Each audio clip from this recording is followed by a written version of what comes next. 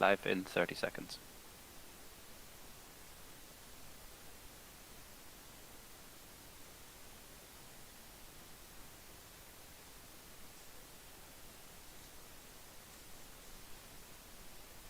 And we're live. All right. Hello, everyone, and welcome to a quick demo and overview of provider functions in OpenTofu. It's time for dynamic tofu. So, what are provider functions? If you've ever used local exec or other interesting hacks in OpenTofu or Terraform, you'll be familiar with the idea that HCL can be a little bit limited, and some of the functionality that you may wish to use is not always available in the standard library or easy to manipulate in HCL directly. Provider-defined functions aims to fix that. Providers are now allowed to define their own functions both at startup, unconfigured, and once they're configured, which is an OpenTofu only exclusive. And I'll get into some of the cool parts of that a little bit later on in the talk.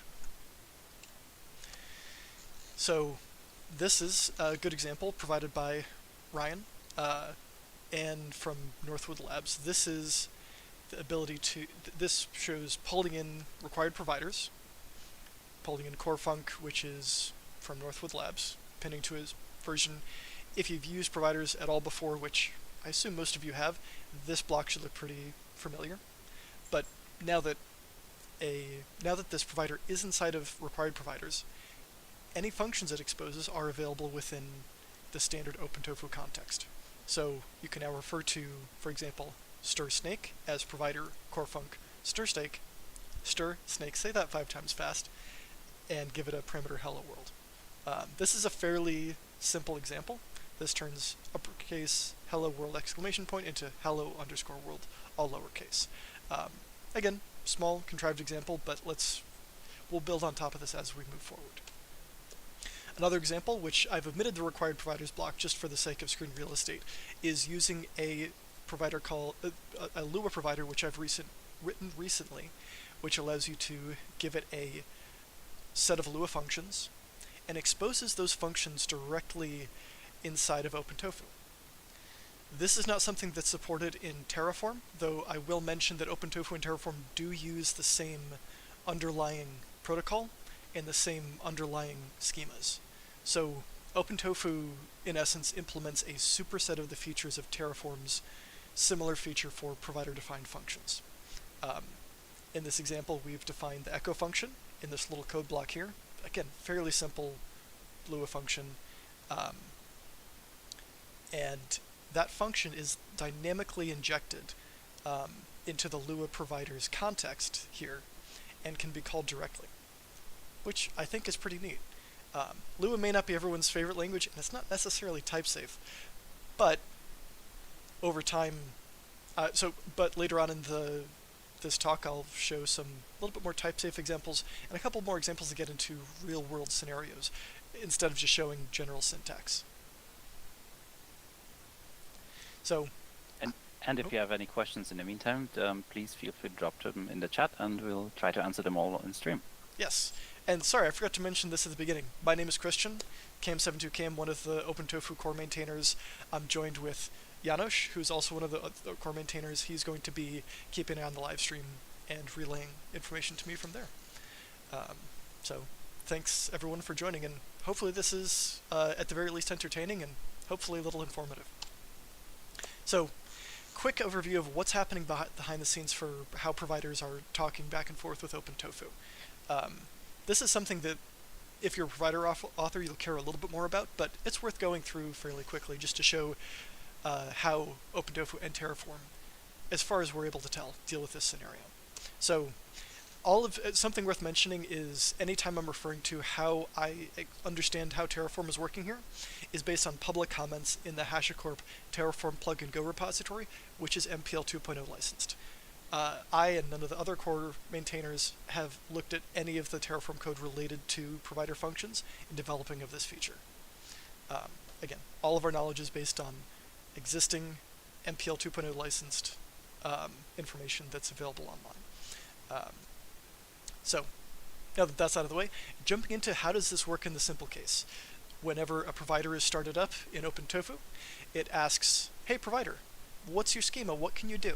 And the provider then responds with resources, functions, and a few other things like configuration schema. And later on when OpenTofu says, hey, it looks like someone's trying to call this provider function, it calls the fairly well-named call function API call. This is all over gRPC between the two processes locally. So to make me sandwich, one sandwich coming up, fairly straightforward back and forth. There's a little bit of extra fun going on behind the scenes for exactly how the context is managed within OpenTofu, but that's more getting into the realm of doing a code review, which we're not doing today. Get provider schema. So this is the protocol that's supported by. This is the method that both OpenTofu and Terraform use at the base layer, but for the enhanced functionality, OpenTofu does something a little bit different. So again, it says, hey provider, what can you do? This is what I can do. Then if configuration is present for that provider, OpenTofu will then pass that configuration to the provider. In the previous example that we saw, that was a Lua block that contains some functions. So OpenTofu has now configured the provider has some additional information attached to it, and now OpenTofu will, when it's trying to call a function, will say, okay, does this function exist within the schema I know about? This provider hasn't mentioned they support this function, but I should double check. Hey provider, do you have any more functions that I should know about? The provider then responds, because it's been configured, hey, someone defined this echo function. You can call that. And OpenTofu says, great, now that I've got the schema for that custom function, I can then I can ask you to call the function, do whatever you need to do behind the scenes, and give me the result. Again, all of these functions exist within the same schema, the same protobuf files between OpenTofu and Terraform, so providers can implement this function, can implement the basic functionality for both, but only OpenTofu uses get functions in this particular way and uses configured providers. There's some interesting things we've done with HCL and some stuff we're trying to contribute back upstream that, well, if Terraform wants to implement this enhanced functionality in the future, we'd be ecstatic. So, any questions so far, Janos? Yes, we have one question. Jared asks, with provider-defined functions, how can we enforce that our code is declarative? This is something that is really, it's going to be best practices. There's already so many unfortunately stateful things that have been already introduced in OpenTofu and Terraform that it's, as with many other things, it's up to the end user to ensure that they're keeping things pure, so to speak. With things like local exec and reading from files off disk in arbitrary locations, it's up to the end user to make sure they're using it's up to the end user to make sure that they're using this feature in a way that will not shoot them in the foot down the line. We have written some initial documentation, but we intend to make it a little bit more clear on you should be careful exactly how some of these exactly how you use some of this functionality. Maybe this is a good time for our necessary warning for providers and modules. Yes, so providers and modules execute directly on your computer, and they have access to all of your files, have access to your network, have access to everything. This is not something that's new just because providers can now define custom functions. Providers are effectively arbitrary code execution on your machine. Modules can also, in any way or in any shape or form, call local exec, which can be any binary payload. So this sort of thing has always existed, but it's worth remembering that anytime you're pulling in a module, anytime you're pulling in a provider, always vet them. So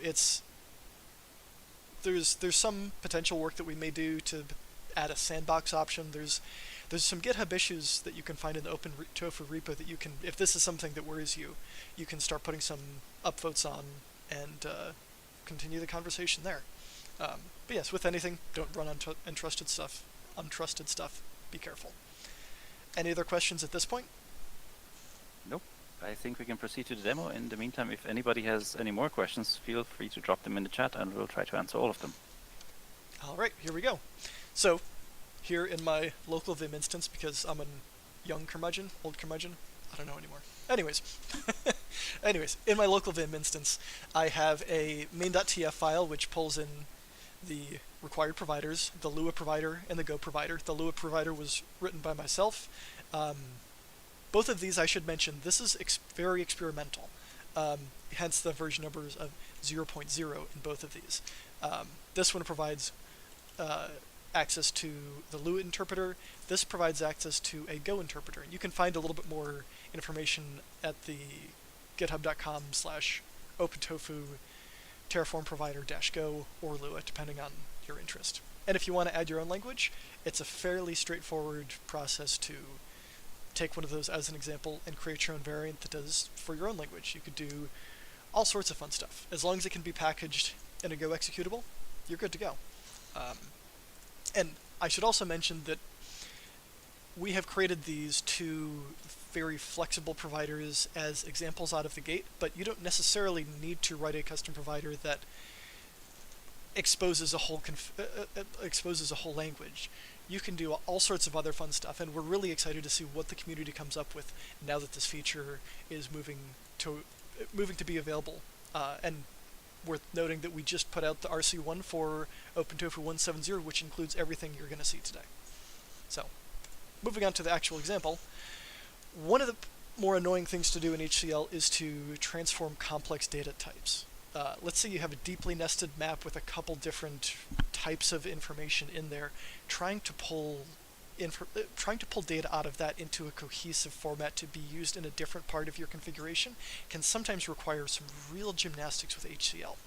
This is a little bit of a contrived example, but shows where you might, in a little bit more realistic fashion, use the Lua provider. So we have a piece of complex data. This might have come from a resource, might have come from a group of resources of a couple different types, all sorts of different ways to get to this point. But let's say you need to do some sort of aggregates or some sort of operation on these two dissimilar objects here. Excuse me for a moment. Excuse me. Quick plug: we every week on Wednesday we do a open meeting. You can find the link on the OpenTofu calendar. But I've been talking since that meeting this morning, so apologies if my voice is getting a little bit raspy. So.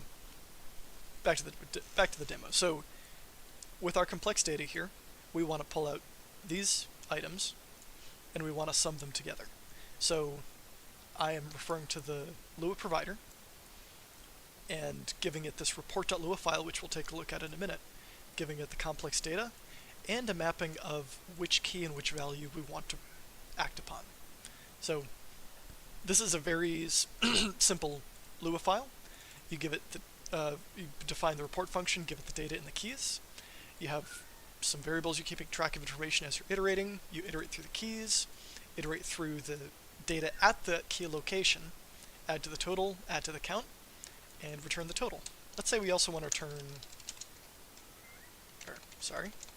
result of count equals count. Cool. So if we play on this, we can see we now have this aggregate count and total. So coming back over here, that's this output again, calling the provider with the Lua file and our data. Let's say we actually need the average.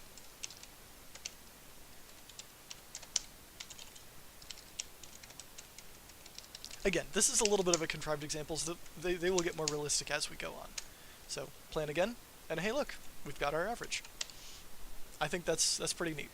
I'm gonna guess a lot of the people watching this will be like, oh yeah, I hid this huge struct of this this AWS output or this GCP output of all these different types. I needed to pull these keys out, mix them with these keys, but that was tricky to do in HCL. I was using zip and merge and all sorts of weird key comprehensions. Now you can just grab a language that you're familiar with, Lua or Go at least at this point, and just write it there. You can add tests for it. You can do all sorts of fun stuff. So, are there any questions on what I've shown in this example so far? Well, there's more of a conversation going on with it being a real programming language. It comes with a lot of extra costs, and if it's a platform, then I have a question actually. So does it mean I could go and then write an actual resource provider in Lua? Uh, at this point, no. So for this Lua provider, it explicitly only interacts with functions, but that is a very interesting idea. I hadn't thought about that, and I kind of love it, and I kind of hate it. We will have to after this, Janusz and I will have to hack on that and see what we can So that accomplish. means that as far as the functions are concerned, they're more intended to be data transformers, stateless functions, rather than trying to do something, right? Exactly. That is exactly the case of what we have so far. Um, as an example, you could make a network call in one of these. It's highly discouraged. This is getting back to this shouldn't be deterministic. This should be stateless. Um, Again, you can abuse HCL and OpenTofu in a lot of interesting ways, and it's up to the end user not to. But we will be putting together some best practices for both these custom providers and standard providers as part of the documentation for this next version, because it bears repeating. Um, So you keep mentioning this other programming language that we never heard about, Go. So Go. what about that? Go is a cool language. It's type safe. It's pretty cool. It's actually what OpenTofu is written in, and a lot of actually quite a few things. So let's go on to a Go example. So this is pulled from the Golang template docs, just as a quick example in there. So if looks familiar to if you've scrolled through that documentation before, that's where it came from. So here we have a local in OpenTofu inventory. We've got a material, we've got a count, pretty standard object.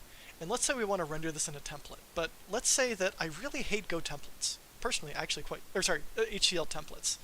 HCL templates I personally quite like, but let's say that you've got some complex stuff that you really want to use a Go template for, and that's like your bread and butter. You are a Go template expert. Well, you could potentially do it in Go. So here we have, and this is worth mentioning, so we have a Go provider. We've aliased this one. This is not something that's supported in Terraform, but in OpenTofu you can give you can use a provider alias in the namespace for the function call. So here we have provider, Go provider, inventory, which is this inventory alias here, and then we can call the render function, which I'll get to in a sec. And to the render function, we're passing this particular format string that we came up with, and the local inventory object. And if we take a look at inventory.go, here's our inventory struct. Now this means that material has to be a string, count has to be an integer, so we actually have type-safe guarantees going into our transformation. So if you had a complex structure that you need to manipulate, you could create a mirror of that structure in Go, or your other favorite programming language that you write a provider for, and can implement complex transformations with the benefit of type safety, both coming into the provider function and out of the provider function. This render function, if you're familiar with Go, this is very straightforward. If you're not, hopefully it still kind of makes sense. All we're doing is parsing the template and then running the template with the inventory object as the payload. That then gets returned, and we have our output. So if we come back to our output here, we have rendered 17 items are made of wool, which is exactly what we'd expect. Again, this is still a little bit of a contrived example, but shows a little bit more of the type safety, a little bit more of the how you might go about this with a little bit more guardrails around it. Any questions on that example so far? Oh yeah, lots of questions. So excellent. we have this has triggered an avalanche of questions. So first question is coming from Mr. John Doe.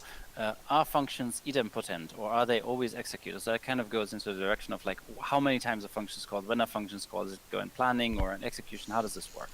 That's an excellent question. So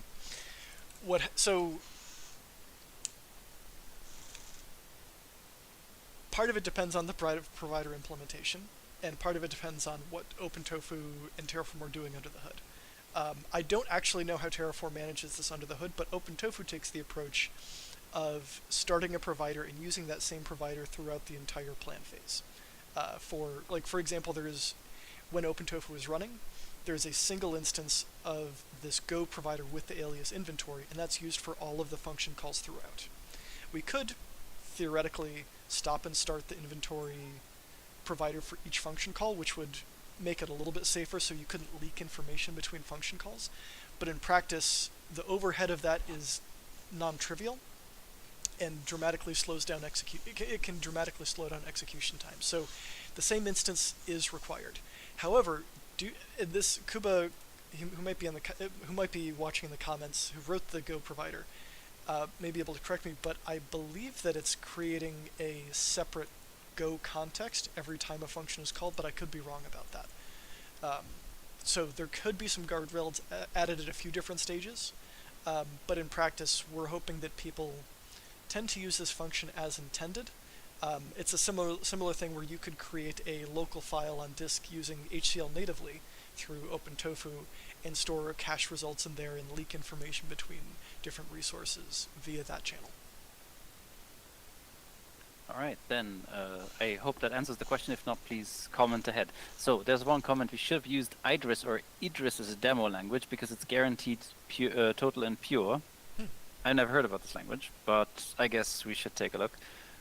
And the next question is really interesting: how are errors handled? Does it fail the run, or can it do logic to work around the failure? How does that work? That's an excellent question. So this function returns an error, but you only see a string in the result. So you can return custom errors from inside the Go provider, and those are directly turned into native errors within OpenTofu. So let's break it and see what happens. So if we go to inventory.go, let's forget a closing parenthesis here, or a curly brace, sorry. And if I plan, oh no, something broke. Invalid function argument. Invalid value for parameter template string 1, bad character. Again, this is the particular error that template string is rendering. So let's make this a little bit more user friendly here. So we can do .errorf unable to parse template %q %w, and we'll pass in TS and error. Whoop. Missing comma. What did I do? Oh, yep, comma. There we go. Nothing like the pressure of a demo. Okay, now we have a much better... The demo gods are still with you. So now we have that custom error. So unable to parse template, and then gives the actual underlying error. So error handling... I'm sorry. Yeah, so would there be a way for you to have a different function in your HCL code that would catch that error and handle it, or handle it properly, or anything like that? Or would you have to do all your error handling in your Go code in this example? You would have to do all of your error handling in the Go code. I don't believe there's any, at least currently, a reasonable way of doing try and catch in HCL through OpenTofu. But now you've got my brain spinning on that, and I'm kind of curious. But that's a future conversation. So that ties into the next question, which is how does passing a bad type look like when running? So how do you, like, let's say you're expecting a boolean, but you're passing a string. How does that look like? So let's say we set count to bananas. Let's see what happens. Let's see. It says some of the so this is some of the error handling within this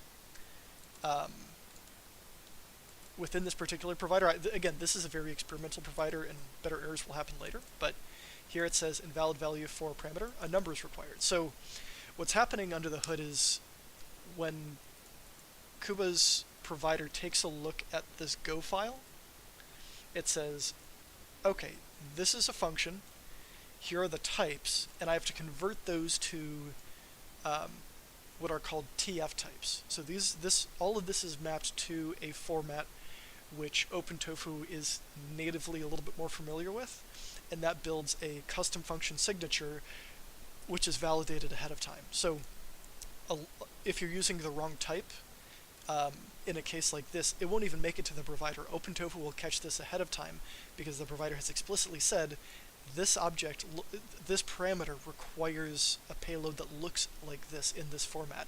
And if you can't even satisfy that, we can't even call the function. So that prevents you from having nasty type errors in your Go code. Exactly. So we have one more question. How about the Jinja 2 template? So that would be Python, I believe. Thinking to replace Ansible with OpenTofu or Ansible as a provider. Do you have any thoughts on that? That would be interesting, and the exact use case for something like this. We're trying to get that into the standard library. May take time, might not be in the release you're trying to use, but throwing together a provider that could easily implement that sort of formatting should be fairly straightforward. Something worth noting is, depending on what your requirements are, the typing, the degree to typing is up to the author of the provider. So, for example, the Go provider is very strongly typed. It does a lot of reflection to make sure that it's very explicit what's being passed in. Lua, not so much. Lua doesn't really care about type safety in the same way that most languages do. So this kind of shows the gamut of, hey, just pass me stuff and I'll figure out what it is, versus I need exactly this type of object in order to function. So you can implement a provider anywhere within that spectrum of extremes. So we don't have any more questions, but I kind of noticed that you have additional 2 files open in your editor. Is there something else you wanted to show us? Since we have a few minutes, I'll take a look. This is probably the most realistic example. I've worked with some with some people who have spent days trying to figure out the proper way to do some of this, like IP address sorting and munging in HCL directly through OpenTofu, and this can get pretty complex pretty quickly. So here's an example network.go library. So there's 2 simple functions, sort IP and sort back. These are pretty much examples right out of the standard library. We're given a list of strings, parse them either as IP addresses or as MAC addresses, hardware addresses, and return a sorted string. Fairly straightforward to do in Go, but let's say for the IP example, what if you have IPv4 addresses mixed with IPv6 addresses? How do you sort those? How do you compare those using HCL and OpenTofu? Sure, there's some custom functions that deal with IP addresses and sitters and that sort of thing, but that's something that's really not available. And it might be niche, but there's some people out there who are like, oh man, I really wish I could do this. So let's take a look at what this now looks like in OpenTofu. So here we've got a list of target IPs that, let's say, came from an existing data source or came from a remote state. A bunch of different places these can come from, and maybe we have some target MAC addresses as well. We can simply call the provider go net sort for both IP addresses, MAC addresses, store the results in locals, and output them as local files on disk. This could be sent to a resource that is a availability zone, sent to a security group, all sorts of fun things. Manipulating AWS policies. There's like this is kind of getting to the meat and potatoes of it. We're like, here's something like sorting this list, or another example could be grouping this list into different grouping this list by netmask. That would, as far as I know, would be near impossible to do in OpenTofu out of the gate. But if you're familiar with Go, or if you have a provider in your own favorite language, writing a quick little glue function to do that is fairly straightforward. You can test it independently, and it's checked in right next to your Terraform code or OpenTofu code. And if we take a quick look at the example here, we've got sorted list of IP addresses, both IPv4 and IPv6, and same thing with MAC addresses. So that's all the demos I have so far. How are we doing on questions? There are no more questions right now, but maybe there are some more. So while those questions might be appearing, it's worth mentioning for those who joined late that OpenTofu 1.7.0 RC1 just dropped. So if you're looking to try this out, then you can get the latest release from GitHub. And we also have version documentation. So the 1.7.0 upcoming documentation is also available on the website as of half an hour ago. And we're really looking forward to releasing a production release of 170, and then you will be able to officially take this for a spin. And we're very curious what you're all going to come up with and what all the shenanigans you can do with these functions. Yeah. And I'm definitely sure that Christian's now going to go off and take a look at how you can make resources in Lua, because because that's the kind of thing Christian would do. Maybe not. Maybe I do it in Bash instead. Or Awk. Awk would be fun. So I suggest that everybody you could just comment under the video or in the chat which language you would like Christian to try and implement resources in, and while you're doing that, I think we are at the end of our time and also at the end of our questions. Thank you very much for listening. If you'd like us to do this more, if you'd like to do more live streams, then do let us know, and we'll try to organize these for fun stuff in the future. Oh, so Ashwin says we should do it in Node.js. I know. I think Kuba was looking at potentially doing a either a TypeScript or a JavaScript provider as well. There's some interesting things where one note is they have to be able to be bundled as a Go executable, and that does increase the barrier to entry slightly. Well, it would need to be an executable, right? So it wouldn't need to be a Go executable. It could be any executable. That's true. So there are some folks who have been working on getting the same gRPC protocol supported in Python and some other languages over time. So I think just because it's just popping up in the chat, Rust is one of those languages. So somebody actually went and made a provider SDK of some description in Rust. We don't know how stable it is, but it's definitely worth taking a look at. So if you would want to go and do this in Rust, then please go help out the Rust folks. Maybe you can implement this specific way we implemented this in Rust as well. That would be really cool. And yeah, that would be interesting to see more languages supported. And as far as releasing it is concerned, it's very easy to actually release it, because ultimately to get something in a registry you just need to release the binaries and the proper hashes the way that a normal provider would look like, but you could compile it in any language. As long as it's one binary, it will work. And of course, as long as it implements the provider API. Okay, more things coming in chat. So you can say this is sort of Pulumi in OpenTofu. I've never used Pulumi, but I assume that's correct. And Jared's worried that most people who do infrastructure as code and not programmers, and is worried that people make it harder to find people to work with. That the complexity of the TF language is going to rise. I think that's probably a valid point. It's getting harder, right? I mean, so you can. This is an opt-in feature. So on your team, if you decide that, hey, like our DevOps person knows HCL, they can do a lot of good things in HCL, but it might be easier for them to, for example, write a little snippet of Lua to do a transformation than in HCL. I worked with a guy previously who I was not hyperbole. He spent a day or two trying to figure out how to do certain transformations in HCL, and wound up with these really weird hacky solutions just in order to build some generic solution.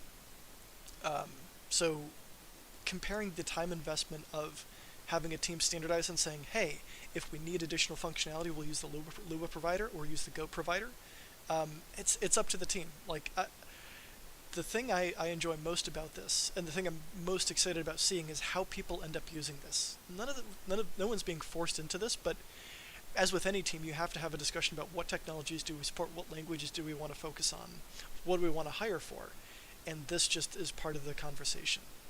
If your DevOps team is not familiar with programming and they're not comfortable with Lua or Go, then they shouldn't probably be using this feature. But what I suspect is in a lot of scenarios, the DevOps person is at least passingly familiar with either Lua or Go, or potentially some of the other languages we're hoping to support soon.